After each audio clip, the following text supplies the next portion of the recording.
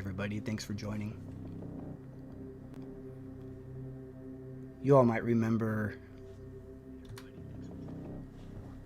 when Bryan applied for the job in Pullman.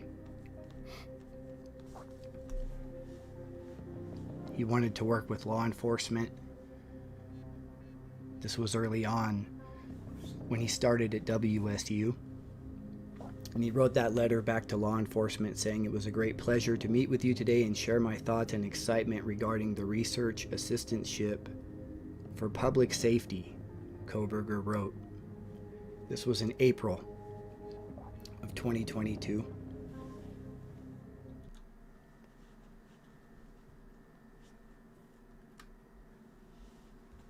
There were students in Bryan's class who discussed how in class they were talking about the Idaho 4 case, and Bryan, who was typically an incredibly strong student, a tough grader who talked in class every time, was abnormally reluctant to join the discussion, and he appeared a bit out of character. This was a classmate who was pursuing their master's degree, classmate of Bryan Kohberger's, who said this.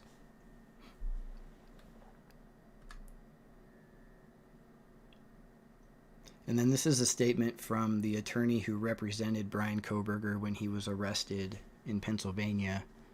And here he's talking about how when Bryan was initially interviewed by law enforcement, he briefly spoke to them before he asked for an attorney.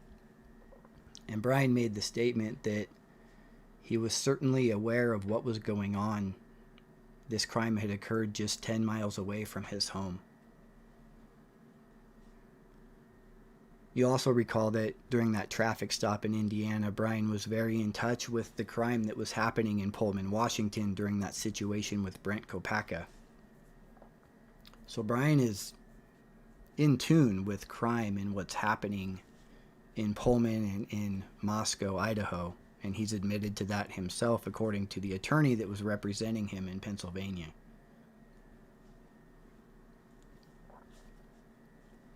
So everybody, why didn't Bryan come forward and talk to law enforcement when they were looking for a white Elantra? Why did Bryan just stay silent for weeks?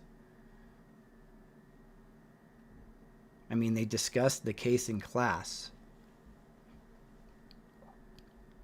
I'm sure they were talking about the evidence at the time, and when it was released that law enforcement was looking for a white Elantra, it was pretty widespread. I'm in another state, and I know they were looking for a white Elantra.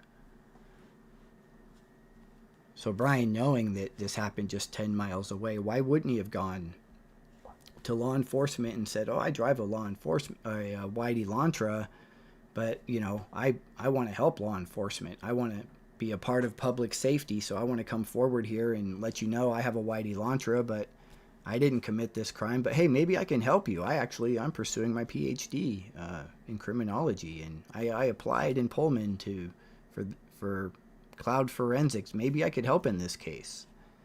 Why wouldn't Bryan approach it that way versus uncharacteristically being quiet? Let me know what you think about that, everybody. Let me know what you think. Your thoughts on why Bryan would not have come forward during the weeks that we heard about them searching and wanting to talk to anybody who drove or knew somebody who drove a white Elantra or who had seen a white Elantra. Think about it.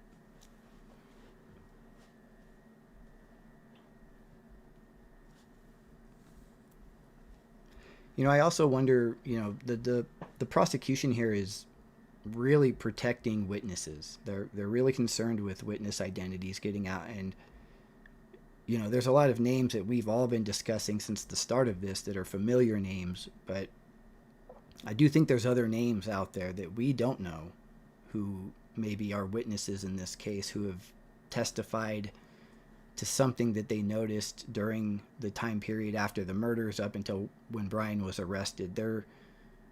were comments by people who were in class with Bryan saying he was acting different than he usually acted. And the thing that I was thinking about is I wonder, would anybody in Bryan's class know what kind of vehicle he drove? And could anybody potentially have reported that to law enforcement or to an administration person at the school? Could there be a witness, a possible student or classmate of Bryan's who has come forward and shared some information about, maybe somebody came forward and just reported the white Elantra, is what I'm saying.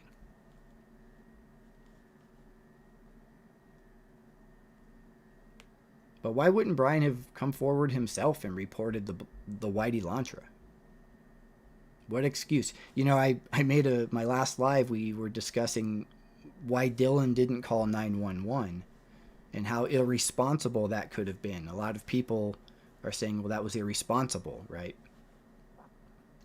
Kind of ignoring the fact that she's a victim in this case, and she's not necessarily responsible to call 911 if she's traumatized. We don't know what happened.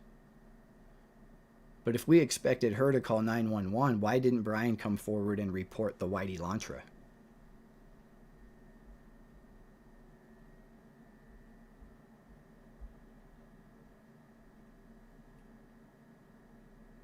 So put it in the comments, everybody. Let me know. Put your theory in the comments on why. If you think Bryan's innocent, why wouldn't he report this vehicle that they're looking for?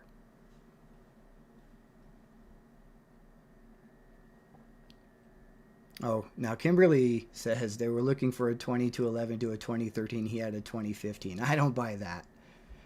Come on, they're looking for a white Elantra. Now, they said a 2011 to a 2013, but upon further review and further evidence that they uncovered, more video footage essentially of this crime happening, they narrowed it down to being the correct year. But everybody's focusing on the initial release. But there's continuous investigating going on, and they updated the description of the vehicle to the public later on. That's normal. They got more video evidence, they reviewed it more closely, they got different angles, and they made a better determination. So they did correct the year. And it doesn't matter about the year. You drove a white Elantra. Think about it. Bryan's not just a random person in the public. Bryan's a criminology student who was applying to work at law enforcement because he wanted to be involved in public safety. This is a perfect opportunity for him to reach out to law enforcement and go, hey, I've got a white Elantra, but it wasn't me. I live 10 miles away. Just to help you guys out in this investigation, I'm one less person you need to be looking at because I didn't do it. Here I am. Here's my car. Check me out. I'm clear. You didn't do that, right?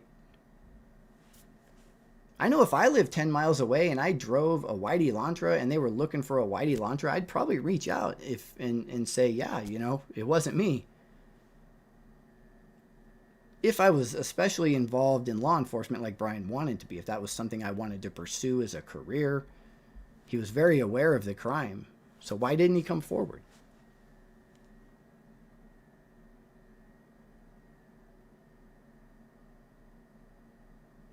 Doesn't matter if he's innocent. Simulation said if he said that's my car, I was in the area, then he'd be inserting himself into the case. And that would make police scrutinize him more? I don't think so. I guarantee you that more people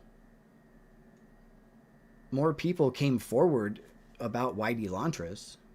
They had thousands of tips about the white Elantra that people were calling in about. I just don't get it. It's just one more thing on top of all of the other things when you talk about Bryan's behavior around the time of the murders. It's just another thing. It's not just one thing alone. It's on top of all of the other stuff. So on top of everything else, you also have him not coming forward knowing that law enforcement in his hometown right there are looking for a white Elantra.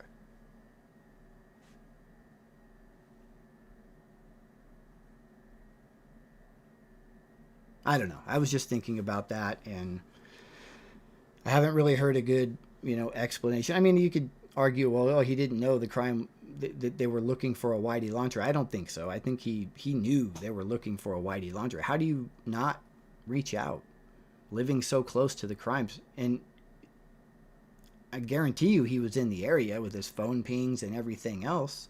So if he's going to claim that he was in the area for something else, for an innocent reason like shopping or something like that, that's even worse. So you're telling me that you were there that night in the area because you were shopping and it was just an innocent reason why your phone was pinging. You drive a whitey Elantra, we're looking for a whitey Elantra, and you didn't think it was important to come tell us that maybe that could have been you on camera shopping that night because you're innocent? Think about it. It's just another thing that points to the actions of what a guilty person would do. But we don't know what his defense will be. His DNA's there. There's going to be camera footage, cell phone pings, so they're going to have to find a way to explain that away. So it's all just a big mistake. All of it's an error. The video footage is the wrong car. The cell phone pings are the wrong phone. He was way further away. Okay, so then where was he that night? If his phone's pinging near Moscow, where was it? Where was he? What was he doing? Explain all of that. How are they going to do that?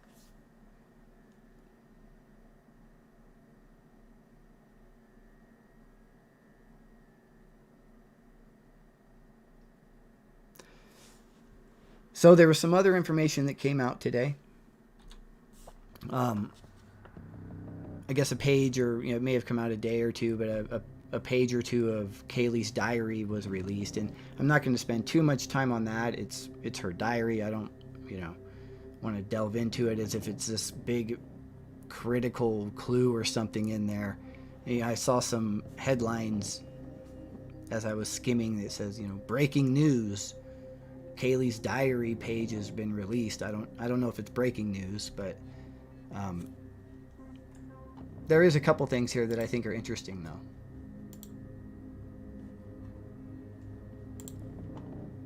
Let me blow this up a little bit. So to sum it up about Kaylee's diary, really, to me, this is a young woman who had a lot of goals in her life and had a good head on her shoulders, and somebody who spent some time on self-reflection and appreciated the people around her. Just these couple of entries here, and these are something that they released. I'm assuming this was probably released by family, just to share some insight into who Kaylee was. These are some goals that she had written down and things that she values. But one thing that's interesting here to me is she says the things that she values, and she lists in order here. She has God, her family, and then her friends, and she lists her friends, and she has a lot of friends here that she's listing. But she has the first four people are Maddie, Xana, Dylan, and Bethany. So there's been discussion out there that there's conflict. I saw a while back, with all of the different rumors that have swirled around about these different theories. At one point, it was this theory that Maddie and Dylan had some sort of conflict going on. I really doubt that Maddie's best friend Kaylee would be close friends with somebody that Maddie's having these conflicts with. And here we have Kaylee listing these four people as the first four friends that she names on her long list of friends. And so these were the first four people that came to mind. But it also shows you that how she appreciated so many other people as well. And that's kind of how her family has described her, as somebody who always thought of other people. And I can just imagine her, just kind of like writing these names and thinking of all these different people that she appreciates.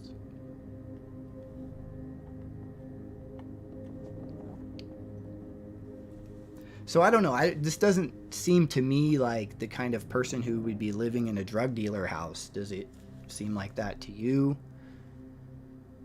She appreciates her boyfriend, her dog, her job, her health, her space. There's some other things that she writes here about her goals, building her relationship with God, Eating whole foods only. So veggies, fruits, protein, and grains. So she was, focusing on her health and trying to, get more steps in. She mentions, wanting to get, 25,000 steps a day, working out daily, getting a sleep schedule.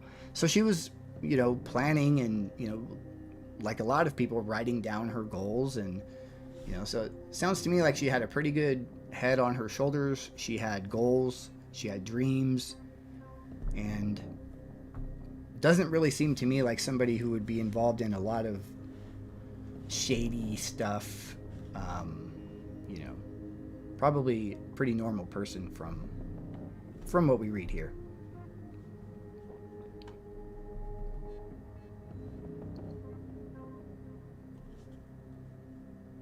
So that's what I take away from this. Not really going to delve into it too much. I do think that it's interesting she names those 4 people as the first people as her friends. And I think that just supports that all of the victims were close. They lived together, right? They weren't just in the same sorority. They lived in the same place. So they interacted quite a bit. And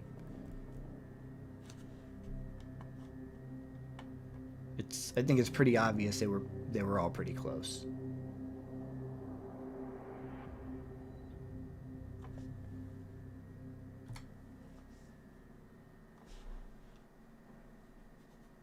So everybody, the other thing I want to talk about is DNA a little bit, and just some of the DNA evidence in this case and how it might come back around later on, when we hear more information. They haven't released the autopsies yet, so we don't know some of these answers, but there's a few things that I think we will find out from DNA. And I think one of those things is the order of the attacks. So if the same weapon was used for all 4 victims, what's going to happen is as the person who's attacking them is going from person to person, you're going to have the blood mixing, to each person. So if the crime, for example, started up on the 3rd floor and Kaylee, or let's say her blood could be mixed with Kaylee's blood, right? And then downstairs, if Kaylee and Maddie's blood is mixed with Xana and Ethan's blood, that those crimes happened upstairs first, right? Because the blood came downstairs and mixed with the victims downstairs. And so I think that they're going to be able to look at each victim here and determine, to some extent, depending on what evidence they were able to recover, but to some extent, the order of the attacks. So eventually we may learn that from the DNA evidence. If Maddie and Kaylee's blood is mixed with Xana's blood, for example, at the site of where Xana is, then that blood had to have been brought down after the fact.